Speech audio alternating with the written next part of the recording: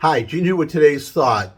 Today we're going to talk about Bud Light. I have good news and I have bad news. The good news is the woman, the officer who was responsible for putting a gender dysphoric on a beer can and celebrating this person's gender dysphoria, she's gone. She's been fired. So that's the good news for us. The bad news for Bud Light is it doesn't seem to be helping the brand. They're still in the toilet, and I think it's permanent. And I want to talk about why. I want to talk about why that is. We'll get started. First of all, you'll understand better if you watch this commercial. This is one Bud Light. They've been putting out these commercials ever since the problem happened to win back the customers that they lost. The ads have been just horrible, and here's the latest one. So just watch.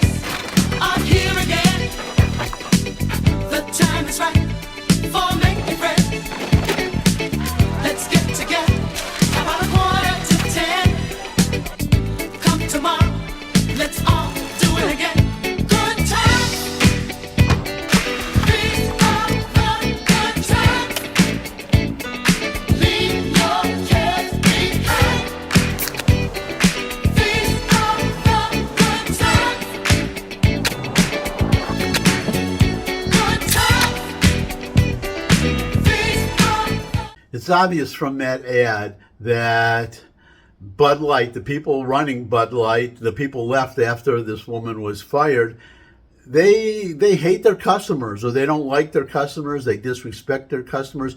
Obviously, they think their customers are not very bright. They think they're what Obama criticized. People in flyover country. He called them bitter people clinging to their guns and religion, something like that. I'm paraphrasing, but bitter clingers clinging to their guns and religion.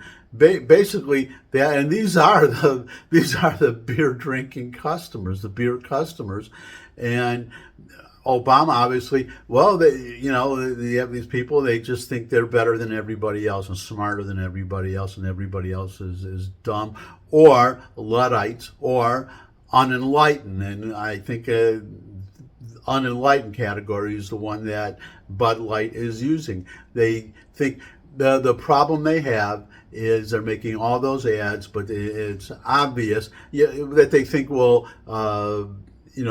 appeal to their lost customers' patriotism, or just talk about the brand in a different way, portray it in a different way. But it's obvious that they're doing it to humor, to humor I was going to say us, but the fact is I've never drunk Bud Light. The difference in calories and carbohydrates between Bud Light and regular beer, just my personal opinion, you could disagree, but if that difference makes a difference in your weight and your health and whatever, then I would say you're drinking too much beer. Okay, so you got to cut down on the beer. I mean, I'll have a beer once in a while, and I can drink the regular. My favorite beer is, and this is not an advertisement, my favorite beer is Guinness.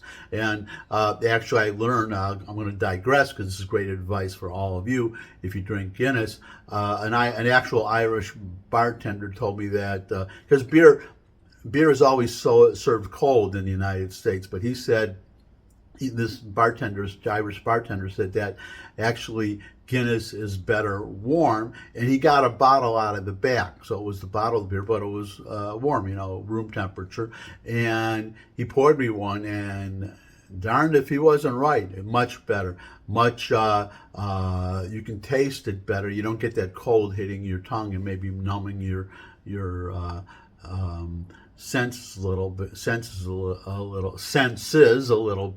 So that's my advice. If you're going to drink beer, try to drink it warm. And now back to our regularly scheduled program. As I said, you saw the ad.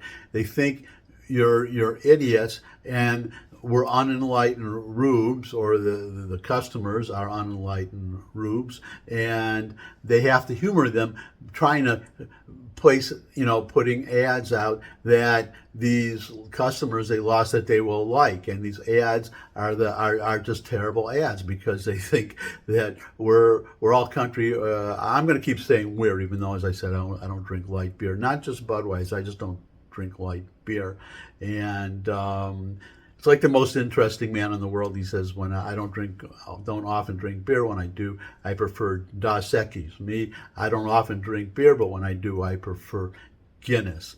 So shout out to Ireland. Thank you very much for Guinness. It's made a big difference in my life when I occasionally drink it. But if Budweiser really wants to get the customers back, and this is important because they don't think they're doing anything wrong. In other words, we're unenlightened. They're right. They're right. They were right to put that gender dysphoric on the can, and to celebrate there being more than one sex, or whatever sex you think you are. That you're being modern and enlightened if you do that, and those of us who don't feel that way, that we're unenlightened, troglodytes. So they won't do the one thing they have to do, which is simply to apologize. Just say, we're sorry.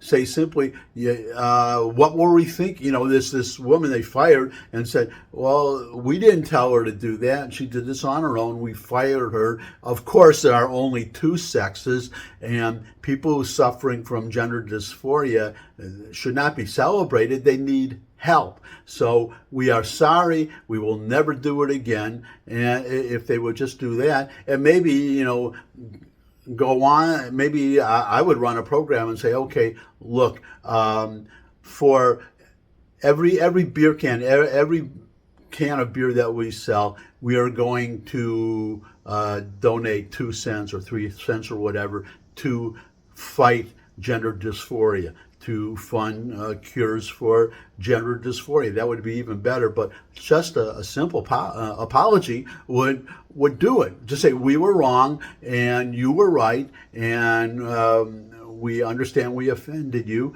but we are very, very sorry. The woman who did it, and come out and say it, the woman who is responsible for that ad is no longer with the company. We fired her. We will never hire anybody like that again. We promise. If we fall off the wagon, a little drinking, alcohol metaphor reference there.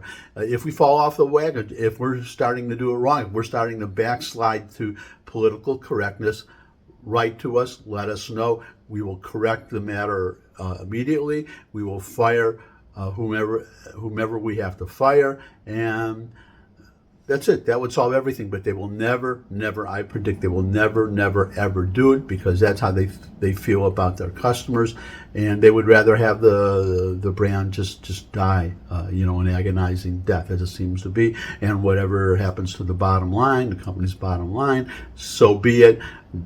That's all acceptable, rather than apologizing. If you just saw a jump cut, that's because I recorded the whole video, turned off the camera, and then had one more point I needed to make that I'd forgotten. So here I am back again, very briefly. If the Bud Light people, if they can't they have to apologize. That's non-negotiable. But if they don't want to say, as I said earlier, to say, of course, there are two sexes, only two sexes, not multiple sexes. If they honestly don't believe it, then it's acceptable to say, we understand that there's a controversy about whether there's two sexes or more than two sexes, and the officers at Bud Light may disagree with you, but we will no longer impose our views on you, just as we would not want you to impose your views on us. So we are not going to, you can't make us you can't require us to say that there are only two sexes if we believe otherwise, and we can't make you say that there are multiple sexes if you believe there are only two. And the best way is, we are a beer company. We make beer. We're not in the politics or current events or discussing issues of the day business. So we'll just agree just not to talk about it. We'll agree to disagree, and we'll just go back to selling beer. So that would have been acceptable too. And that's my thought for today. Thanks for stopping by. If you could subscribe, that would really be great. But in any case, come back and see me again. I'd love to see all of you again. And until I do see all of you again, bye.